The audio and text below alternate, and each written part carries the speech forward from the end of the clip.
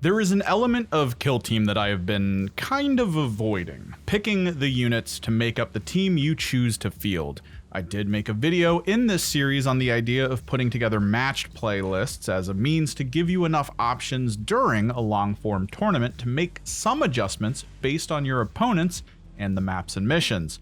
Apparently this was a little confusing for some. This one's for you, buddy. And I get it. Putting myself in the shoes of an outsider, Kill Team, like most tabletop strategy games, seems daunting with way too much information overload. It's why this series is split into a few chapters. But this is kind of my fault for avoiding this topic as long as I have. This is not without purpose. I needed time to gather my thoughts. In returning to the tabletop realm, I have come across a common nerd trope that still persists after all these years. Meta chasers, stat slaves, people who tend to either seek or believe the one true golden answer before which no other options could even be entertained. This list is the combo, throw everything else out. Don't even waste the energy to think of all the possibilities and purposes other things might carry. I don't like this line of thinking. It belittles strategic creativity in a way that brings free-flowing systems down to a more stagnant level. Hideous. So I've taken some time, I've tried to piece together some concepts that I hope I can impart to you in an effort to expand your horizons, and give you the tools you need to make educated choices when trying to choose what may work in your favor, because in my opinion, this topic is a little more in-depth than simply take as much high damage, low attacking AP weapons as possible, because that is the only answer. Before we get into it, this Space Hulk is fueled by all of you out there interested in tabletop strategy games, the hobby, the joy of narrative and competitive dice-driven interaction, the stench of plastic glue and primer, and if you're new to the channel and are interested in more content going forward, maybe hit that subscribe button. The little thumb buttons do stuff as well, I believe. And just a heads up, we have a community Discord. Join up if you wish to continue the conversation there. Maybe show off some projects or regale us with tales of your victories or even hard-fought losses. With all that said, let me provide to you some ideas.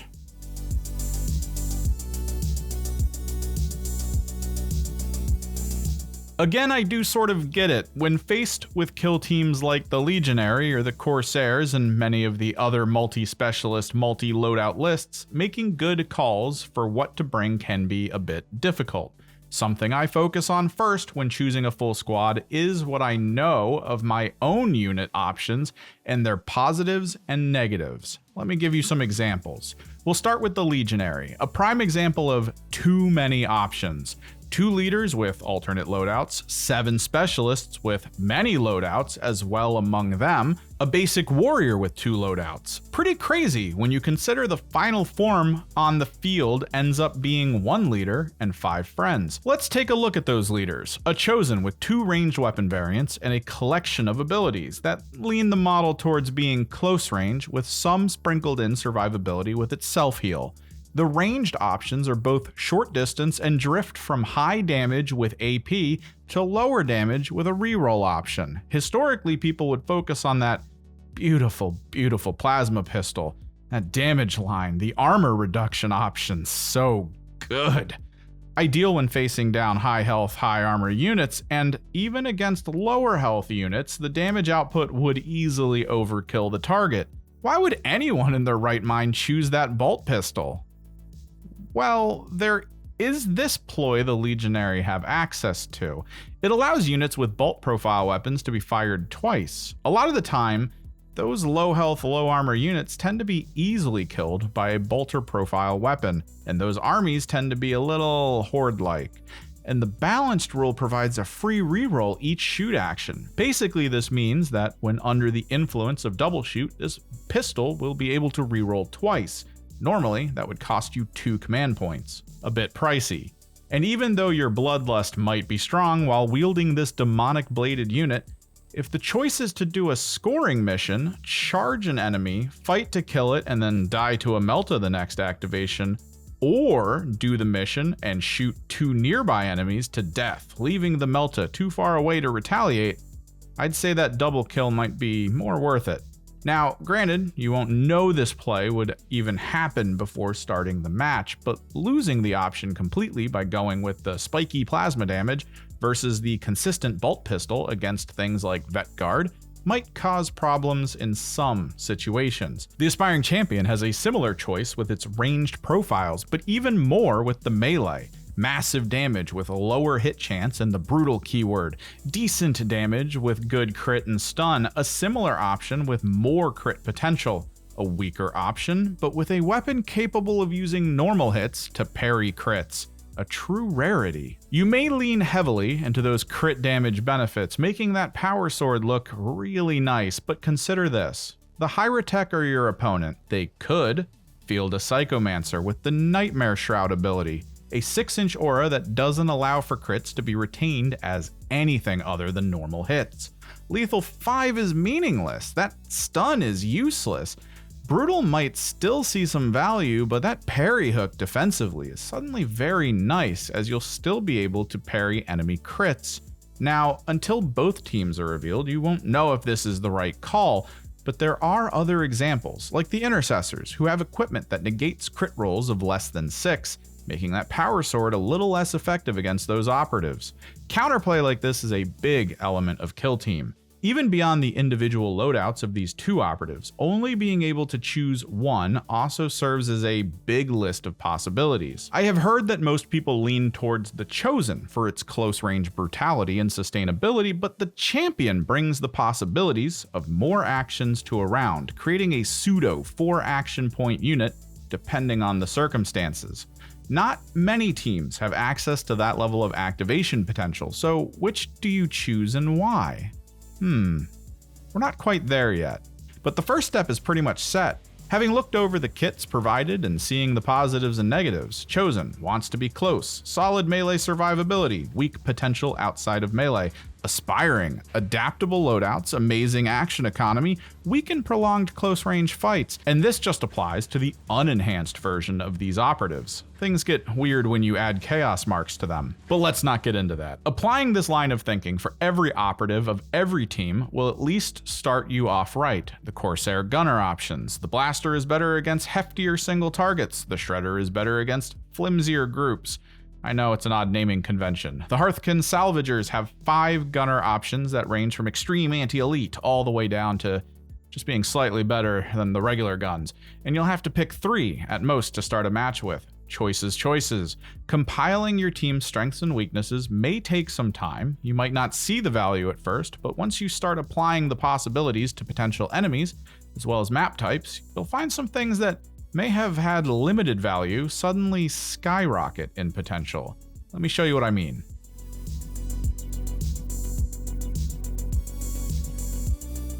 We'll start with sizing up your opponent. This is where having a good knowledge base of operative possibilities could play out well, which may be difficult considering the sheer quantity of them these days. However, asking about rules you might be looking out for, as well as the gimmicks and potentials of the different teams, can at least inform your decision making. Never played against Harlequins? They like melee and have advantages in traversing terrain better than most, but there are a few units that play well from ranged. They get an invulnerable that is better than their save, limiting the benefit of AP, but their health is low enough that you won't need much to bring them down. They have high APL as well, so don't expect their activations to be a little limited in options. And with 8 total units, they are just above Elite Team in numbers, but decently below Horde. This opens up your weapon choices a bit as an opponent. Sticking with Legionary, melee options can be good here as they all have survivability to take a hit or two, and can deal enough damage to make the Harlequin player think twice about wasting a unit's life for some chip damage. This means the Butcher, Anointed, and Shreve Talon are all probably worthwhile. The leader option can vary here, but having the extra free action could be useful from the Aspiring. As well, at 8 wounds for the common Harlequin player, 9 for the more unique units, most of the weapons will need both a crit and a normal to outright kill, so all options are open. Consider though that the Harlequins have access to guaranteed melee crits. Truly brutal. From the Aspiring loadout, you can lean into the Power Fist to prevent too many counters. The Power Weapon could help you with an extra crit or two per fight, potentially. Personally, I lean into that parry hook on the Chainsword. You can counter whatever and try and focus on killing from ranged. For that, I have a combo in mind. I'd use the Tainted Bolt Pistol, and I'd factor that into my equipment choice to enhance it with Tainted Rounds for the 4-5 damage line. Either way, 2 wounds through the armor is a kill for the common players, a crit and a wound for the more elite operatives. You would get access to the free reroll and that double shoot option for possibly downing 2 Harlequins around. So far we have a leader and 3 of the 5 total operatives. History would point to a plasma gun and probably an icon bearer to finish out the list because everyone loves plasma. But maybe we should take a stroll over to another key element in list building before we make our decision: the arena.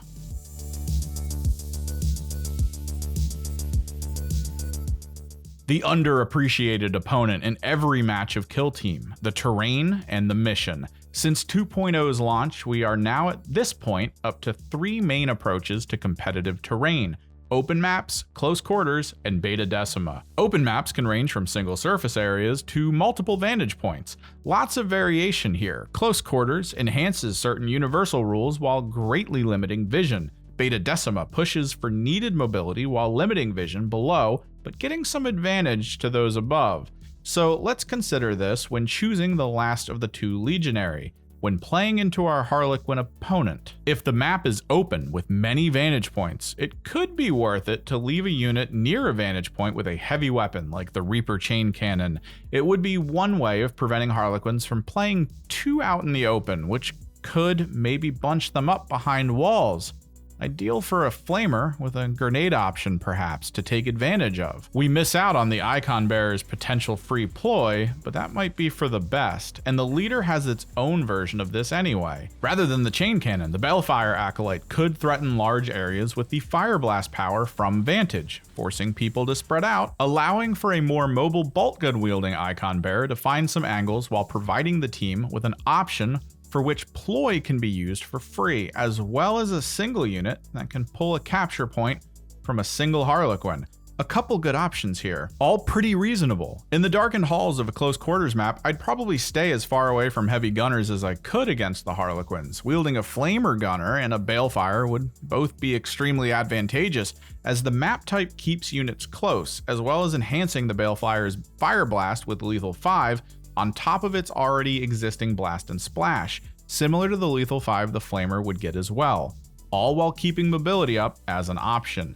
Beta decima exists as a sort of in-between. All units on the bottom floor have their vision restricted by the middle hazardous zone, whereas vantage point areas can see past, but will be obscured by the whole area of the gantries. Still, holding top with a powerful chain cannon or maybe even a missile launcher, as there is limited space to maneuver and blast is always horrifying to the lower health units. Maybe a balefire as well, or the flamer gunner yet again, thanks to the limited places for enemy units to set up. This map quality gives much power to the blast and splash profile weapons against teams with lower health and tighter spaces, even without the conferred lethal 5 from close quarters, and this only accounts for map and matchup. Things get a little hairy when you apply primary and secondary missions.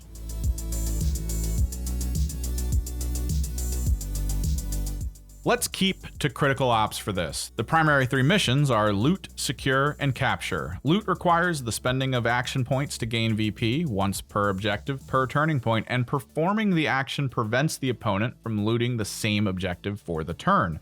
Secure also requires action point expense to gain control of objectives, but so long as your opponent doesn't take it from you, this action will only need to be used once to maintain control. Capture is more freeform. No action points are spent, just tallying APL control at the end of the round to determine who has control, and that objective remains sticky until an enemy takes it. Simple, but you can hopefully tell that loot will require your unit to get to a point and sit on it, reducing mobility. Secure will have an action point burden, but it won't slow the momentum too much. Capture makes turn 1 a bit cagey, as most games of Kill Team tend to be anyway, but turn 2 can become an all-out brawl for control while preventing agile enemies from breaking your front line. For an elite team like the Legionary, being stuck in place on a handful of points would maybe lean your choices for operatives towards ranged focus loadouts in most cases. Limiting that range to 6 inches in close quarters can still be a viable option, but for the most part, you would still want to cover your limited front line with as much supporting fire as you can. But in a situation like Secure, leaning into close range strength and melee power could force your opponent to have to collapse and defend just to maintain the objectives they mustered early on. Capture plays much the same, but the Legionary won't benefit from simply moving to a point, capturing it, and dashing further up for better positions. You'll have to sacrifice some units to secure the backline, but that shouldn't affect unit choices too much though. But we can push to the TAC Ops, truly the most difficult layer to master. Matching TAC Ops to units on the field alongside opponent strengths is a journey I don't think I can fully acquaint you with, no matter how much I want to. Think of this though. We'll focus on one possibility. The Legionary have access to Seek and Destroy, and subsequently the Headhunter mission. Kill the enemy leader in the first 2 turns for full score. Do you think you could? Harlequins are fast little devils, and your opponent might be seasoned enough to not want to give you his leader before turn 3. That means you have to go for it with extreme prejudice. You'll need the speed and operative potential to catch that high mobility monster off guard. Your units need to be a big enough threat to tunnel through Harlequin fodder that will stand between you and those sweet, sweet points. And whatever loadout you come up with, hopefully it can handle the other 2 missions they'll be tasked with. But TAC Ops can be a little secondary to team building. After maximizing your board control and matchup potential, bending TAC Ops to suit your needs is a bit easier for most, rather than the other way around. Now, let's make some adjustments to the matchup and apply some of these concepts.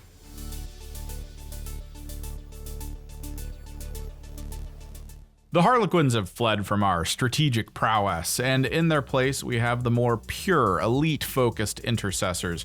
The roster leans towards movement with a touch of survivability from its chapter tactics. We're still rocking the Legionary, so what do? Well, our opponent is leaning towards 15 wounds from the health bonus and a movement threat range of 10 inches. Quick and durable choices. I think we generally hang up the torrent weapons.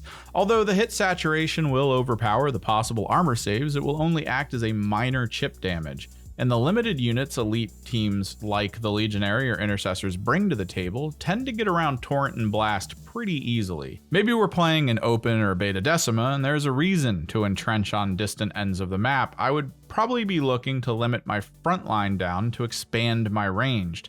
Definitely both the gunner and the heavy gunner. Thinking plasma for long range damage and a heavy bolter for double shoot potential. Maybe a bolter wielding icon bearer as well, but probably the balefire instead, as his buff matched with the heavy bolter makes for a brutal combo. The anointed tends to be a good durable distraction. The butcher is still capable of deterring enemies from a large portion of the map, and here I could see value matching durability potential with a chosen leader. We'll just have to keep track of who has the tilt shield to stop his crit potential and try and range that down with plasma weaponry. If we find ourselves on close quarters maps, however, I could see value in the gunner trading in its plasma for a Melta. With some good positioning, a well-timed balefire buff, a 4 attack, 6/3 damage line, AP 2, mortal wounds 4, close range weapon with a lethal 5 bonus tends not to care how big its target's health pool is. It will become the same molten puddle on the floor. And the value still persists with the melee units already chosen, a pretty simple setup for most elite teams. Now, all of this will be best applied with more and more experience, knowing what to ask for about factions you're not familiar with as opponents, move speed, durability, weapon rules that your team tends to be weak to. The key to good decisions leading to a good match really comes from all that information, the gimmicks, the gotcha mechanics. It helps you know what to expect. Do they want to be in melee? Will it be a war of ranged attrition? So definitely take some time. Decide what each of your operatives are best at. Figure out their weaknesses, then simply apply where needed. Or just play teams like the Elicidian, the Gellerpox, or the Chaos Cults. Don't have to make decisions when they already have been made for you. Hopefully, I have cleared up some ways of thinking on how to build your teams going forward. Again, my hope is to impart on you that there is no one true gospel for team comp. Maybe this will help break some ideas I've been seeing floating around the Vox on thinking there is in fact a universal build for every matchup and map. In my opinion, simply not true, but this is where I turn to all of you out there. Have you found any fun team compositions to play into certain enemies or missions that ended up being surprisingly efficient? Maybe some hidden gem units that are must takes against certain matchup possibilities? Let us know in the comments below. As a reminder, we have a community Discord linked in the description. Join up if you want to continue the conversation. Or maybe you don't fully understand what an operative might be meant for. Drop a question there and someone might just open your eyes to some interesting possibilities. As always, likes for the like god and subscribes for the subscribe throne. I am Kimmerix, and I'll see you in the next one.